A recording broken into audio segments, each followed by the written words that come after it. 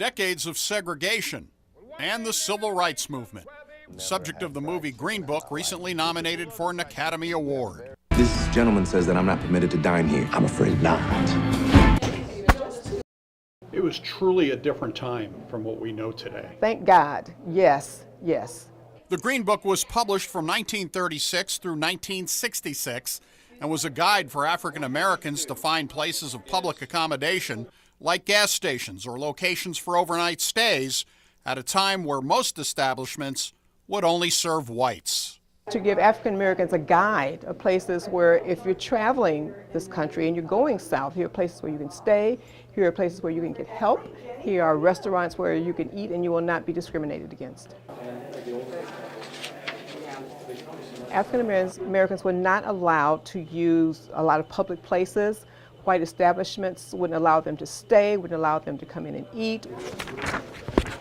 New Mexico, North Carolina. The Green Book was created by Victor Green, a New York City mailman.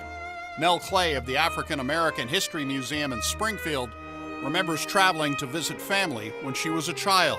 We would travel from Chicago to Mississippi. We never stopped at restaurants or gas stations, certain gas stations, and we would pass them and I would have to use the bathroom on the side of the road. I never understood that.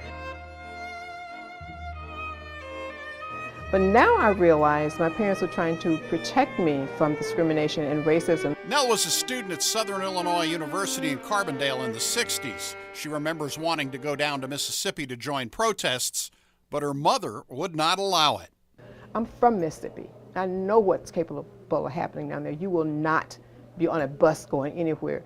And my mother was in Carbondale, Illinois that weekend. And her question was, are you staying here or am I packing you up and taking you back to Chicago? The Green Book, a picture of America not that long ago.